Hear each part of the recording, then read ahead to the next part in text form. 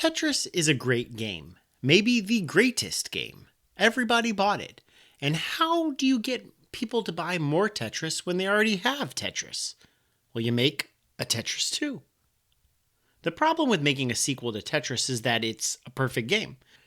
And how do you improve on a perfect game for a sequel?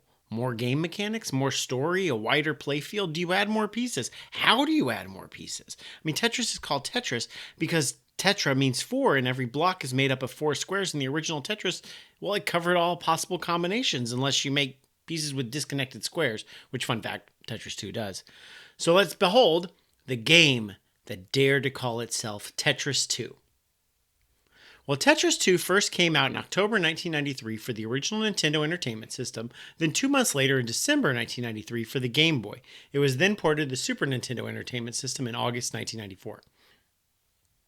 Tetris 2 doesn't follow the standard Tetris model of making lines of blocks and then they disappear. Now, color me surprised when I made my first Tetris line and it did nothing.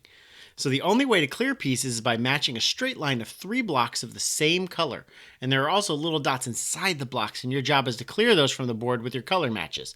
Now, if this sounds like Dr. Mario with Tetris pieces instead of pills, yeah, you're not wrong. In my experience, the people who like falling block puzzles on the Game Boy fell into 2 camps. Those who love Tetris, and those who love Dr. Mario. And I did not love Dr. Mario.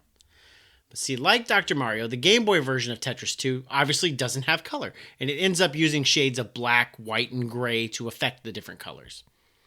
So who made this game? I don't think Tetris creator Alexei Pajitnov had anything to do with Tetris 2. The staff credits name him as the original Tetris programmer, but I can't see any other involvement. And I think if he had been involved, the game would say so. Because Pajitnov did make another game in 1993 called Wild Snake, and his name is right on the cover there. So instead, Tetris 2 looks like a jam between Nintendo R&D 1 and Tosei. Tosei was a freelance studio that made a ton of games, including the Super Princess Peach that we covered earlier this year. And R&D 1 were the developers of the first Game Boy Tetris, a lot of early Nintendo games like Metroid, Kid Icarus, and I mostly closely associate R&D 1 with the original Game Boy.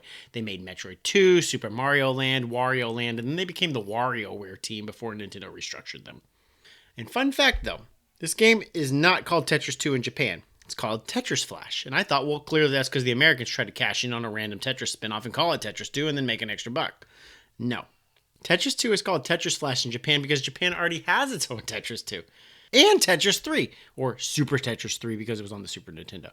And there are key gameplay additions to this Tetris formula that the Japanese Tetris 2 does add. This may sound really kind of insignificant and dumb, but the Japanese Tetris 2 allows full rotation of the S, Z, and the long line pieces. In the first Tetris games, like Tetris for the Game Boy, these pieces just have 2 positions, pointing up, pointing flat. But in the Japanese Tetris, they have 4 positions rotating around an invisible center point. For the long line, this means it's got 2 flat positions, one at the top of the sprite and one along the bottom row, and 2 upward positions, one on the left, one on the right. And this is actually now part of the standard Tetris rule set, and anyone who gets the license to make a Tetris game has to use it. So, in addition to their core Tetris modes, Japanese Tetris 2 and Japanese Super Tetris 3 also have variations on Tetris. Japanese Tetris 2 has Bomb Bliss, which we got later as Tetris Blast. It's Tetris, and some blocks, have bombs. Super Tetris 3 has Magicalis, which is a mode that adds colors to the game, but isn't the Tetris 2 that we got / Tetris Flash. And this is actually how I want Tetris sequels to be. You get the normal Tetris, and then you get something that messes with the formula that's novel, but not the whole focus, and ultimately you reject anyways. Because actually, honestly, that's how many later Tetris games operate. In conclusion, when you name a game Tetris 2, you expect more, but also the same. And that's not the Tetris 2 we got. It's basically a Tetris spin-off that's Dr. Mario with Tetris blocks. So if you're a Tetris fan looking for something different, maybe give it a look. And if you're a Dr. Mario fan looking for something a little different, then yeah, definitely maybe give it a look. Thank you for watching That Was a Game, and we'll see you again next time.